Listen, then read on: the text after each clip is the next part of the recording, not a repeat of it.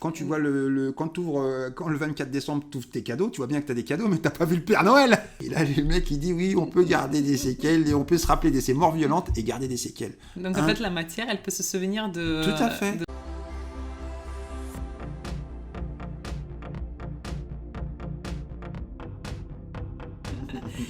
Moi, ce que j'aimerais bien, c'est qu'on se dirige un petit peu vers la spiritualité. Je me suis intéressé à la spiritualité et qu'est-ce que j'ai fait ?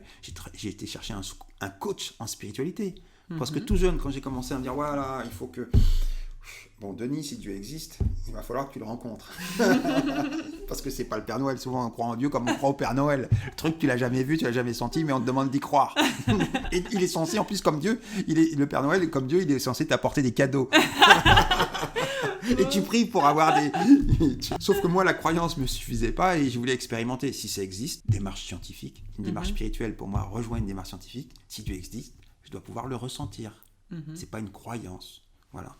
C'est pas une foi aveugle. Et donc j'ai commencé à travailler sur moi et dire bon il faut être gentil, il faut être ceci, il faut être poli, toi tous les trucs pour être en accord avec les valeurs pour que Dieu puisse se révéler à toi.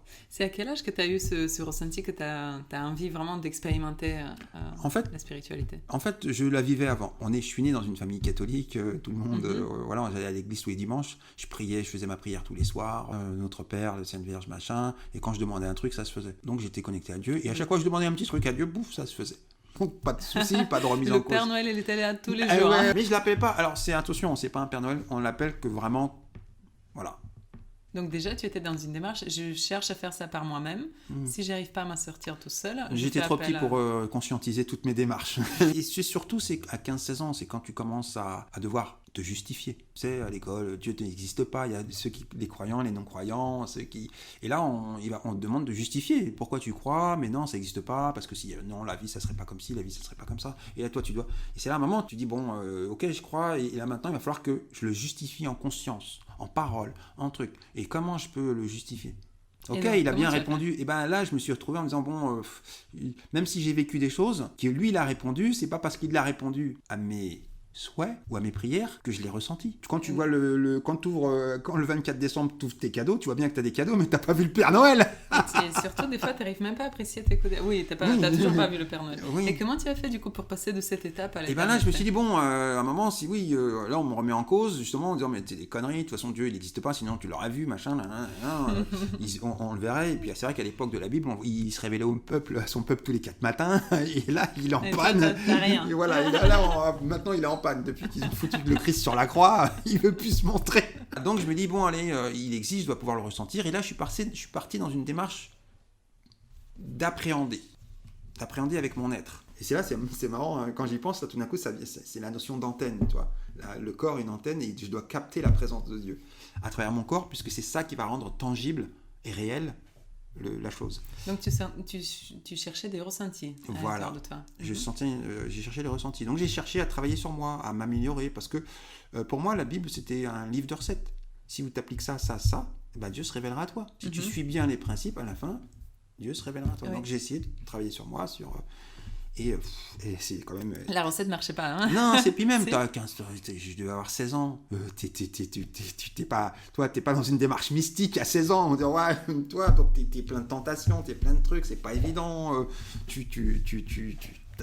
T'es dans l'explosion de ton adolescence, de ton âge adulte, ou à la fois, donc t'es soumis à des pressions qui sont énormes. Et donc, c'est dur de se dire, bah tiens, j'ai envie de sentir Dieu, j'ai envie de m'améliorer, j'ai envie d'être... Et je trouvais ça difficile. Avec toutes les tentations, tous les trucs, on sortait avec les copains, les copines, les booms, les technos, les soirées théâtre. Donc, c'était difficile. Mais j'avais envie de faire cette expérience. Et j'ai eu des petites choses qui m'ont dit, ah ouais, c'est intéressant. J'ai commencé à avoir des petits feelings, des petits ressentis qui m'ont guidé en disant, mais vas-y, continue, persévère dans ce ressenti, dans cette recherche. Mais toujours sur le chemin catholique. Toujours sur le chemin catholique, donc j'allais à l'église, j'étais boy scout, et je parlais beaucoup avec le Christ pour qu'il me soutienne. Et un jour, je ne sais pas pourquoi, par hasard, je suis allé sur le bouddhisme, et j'ai dit, tiens, comment eux, dans les autres traditions, comment ils abordent cette notion de Dieu. Et je suis tombé sur un bouquin sur le bouddhisme, j'ai lu ce livre qui m'a fait changer d'approche, dans le sens où c'était très factuel, c'est-à-dire que ils croient en la réincarnation, et ils expliquent qu'on peut garder des séquelles de ces réincarnations. Donc j'ai tout ce bouquin, voilà, le bouddhisme, la sagesse, la méditation et l'impact des réincarnations et que ce qui peut se passer et les traumas en fait tu peux te souvenir de ta mort et là je dis on peut se souvenir de sa mort quand elle est violente parce qu'elle est traumatisante et elle est un marqueur sur la mémoire qui va ensuite envelopper l'âme. Et quand elle va revenir, en fait, ton corps énergétique aura gardé cet impact. D'accord. Et donc là, tu lis ça et tu te dis, ça me parle. Je dis, mais j'ai vécu un truc comme ça. Je me suis vu en rêve, j'ai eu un cauchemar où je prenais une baïonnette dans le ventre. J'étais 14-18, j'étais avec mon casque à pointe dans une tranchée, ça bombardait, et je savais que les mecs, ils arrivaient. Et dès que ça arrêtait de bombarder, il fallait que je sorte de la tranchée pour les mettre en joue. Et là, je sors de la tranchée, mais les mecs, ils sont déjà sur nous, et je me prends un coup de baïonnette. Mais pour moi, c'était même pas un rêve, j'étais dedans. C'était comme un souvenir. C'était un souvenir. Et je me vois mourir en tenant la baïonnette dans le ventre. Je me réveille, l'angoisse. Ok. Et donc, pour revenir, donc, tu lis le livre, tu te reconnais là-dedans, et qu'est-ce que tu te dis par la suite? Comment ça change ton chemin? Mais je me dis, mais je suis né, j'avais pas les abdos rattachés. J'étais opéré des abdos, et j'ai gardé une cicatrice énorme au niveau du ventre. Et là, le mec, il dit, oui, on peut garder des séquelles, et on peut se rappeler de ces morts violentes, et garder des séquelles. Donc, en fait, la matière, elle peut se souvenir de ce que tu as vécu dans des vies précédentes. Elle porte l'énergie, le corps énergétique, en fait. Il y a un corps énergétique qui reste. Et elle porte avec la mémoire. Boum. Et là, je fais synchro. J'ai fait ce rêve. Et en plus, physiquement, j'ai la trace. Je ne peux pas nier ce truc-là. Et donc là, je commence à m'intéresser à autre chose que la Bible. Les autres, ils disent pas peut-être que des conneries. Et donc, c'est comme ça qu'après, j'ai été voir sur d'autres... Et justement, vers quoi tu es parti par la suite? Comment tu as déterminé le chemin? Il doit y avoir pas mal de gens qui cherchent le chemin qui leur correspond à eux. Ça peut être intéressant de partager qu'est-ce qui t'a... Dans la vie, il y a tellement... Et c'est ça qui est chouette, c'est qu'il y a le chemin qui correspond à chaque personne. Il y a 1001 couleurs, 1001 plantes, 1001 parfums, 1001 femmes. Et c'est la façon d'aborder... Ce que j'aime bien, c'est que la façon... Dieu s'est caché dans toutes les facettes. Donc on peut l'aborder dans la musique, on peut l'aborder dans ceci, on peut l'aborder dans cela. C'est ensuite quand ça devient dogmatique, enfermant, que là, oui, on se coupe.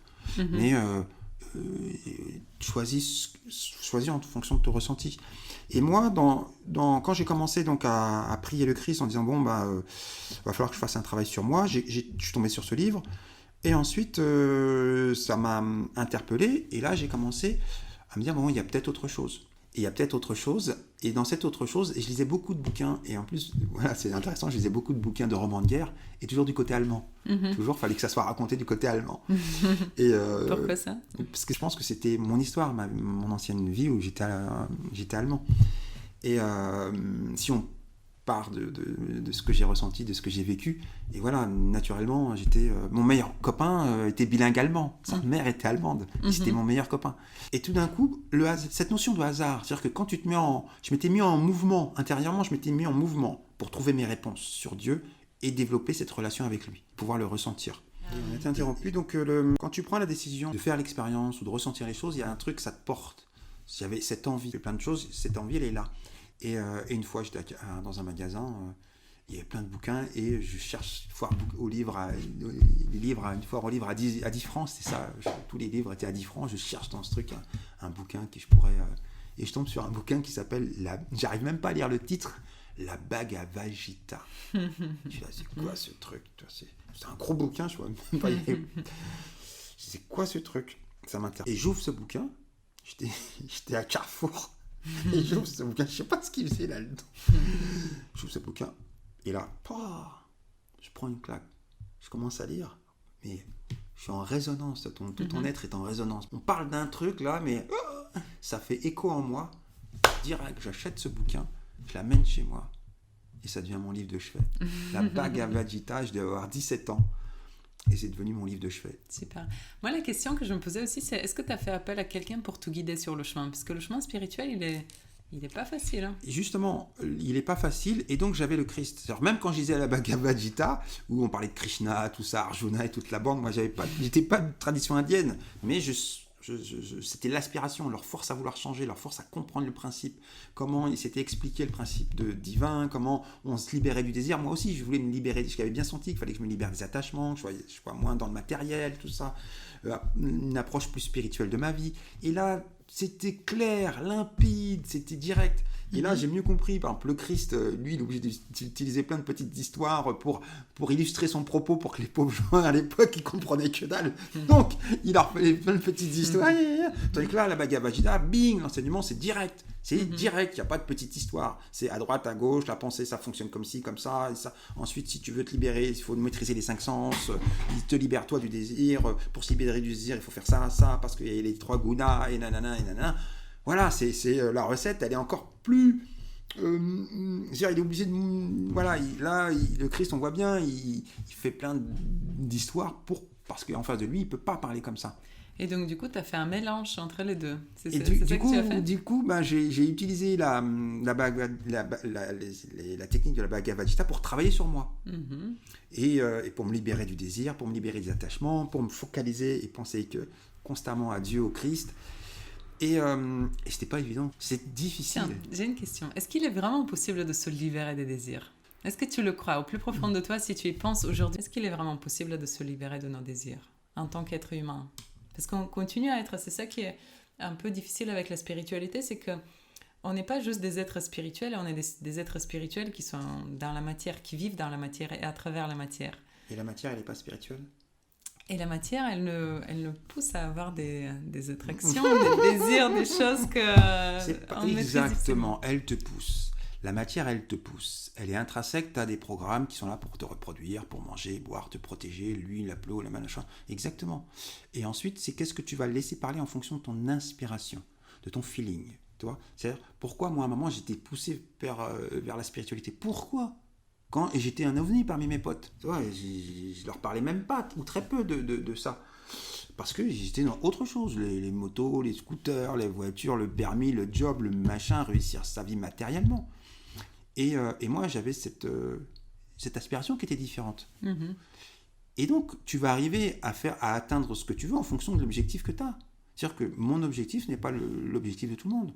Moi, de me libérer des désirs, c'est devenu, voilà, ou de les contrôler, mais de ne plus les subir, la tentation, la fameuse libère-nous de la tentation, voilà. Ou dans Bouddha, il nous parle de la même chose, se libérer du désir, parce que tout est Maya, donc accroche-toi pas. Et donc, c'est possible. Tous ces gens-là sont venus pour te dire que c'est possible. Moi, j'ai commencé à travailler sur, ça doit être possible. Et derrière ça, il doit y avoir une paix, sinon je ne le fais pas. Pourquoi tu vas travailler sur tes désirs ? Parce que tu te rends compte déjà, Biliana, que c'est ton désir qui te fait souffrir. Ça te crée une pression. J'aimerais t'interrompre parce qu'il y a une idée qui m'est venue en t'écoutant, c'est que pour moi, on va pas se libérer du désir, c'est juste que nos désirs vont passer à un niveau supérieur. C'est-à-dire qu'on va passer du désir de la matière qui peut être va manger du chocolat, passe la journée à t'amuser ou des choses qui sont toutes simples et qui te donnent une récompense à court terme, vers un désir qui est plus élevé, du type de... ça peut être j'ai envie de servir l'humanité, j'ai envie d'être quelqu'un qui est bienveillant avec les autres, j'ai envie de travailler sur moi, j'ai envie de développer, de donner le meilleur de moi-même. Et ça, pour moi, c'est ça les désirs spirituels, c'est des désirs qui passent à un niveau qui est plutôt interaction avec l'humanité ou plutôt je prends soin de la planète. C'est des désirs qui sont entre, mais ça reste des désirs, non ? Je me trompe ou pas ? Oui, ça reste des désirs, t'as raison.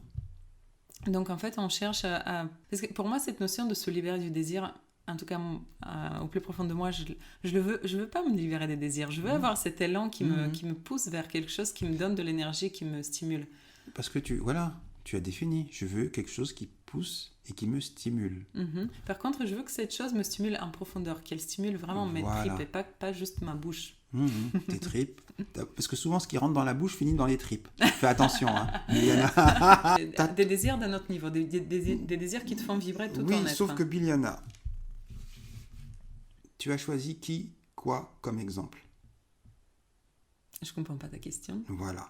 Donc, moi, j'ai choisi des exemples qui sont des exemples de mystiques, de prophètes, qui ont dit le désir, le maya, l'illusion, tout ça, ça doit s'arrêter. Et ça peut s'arrêter.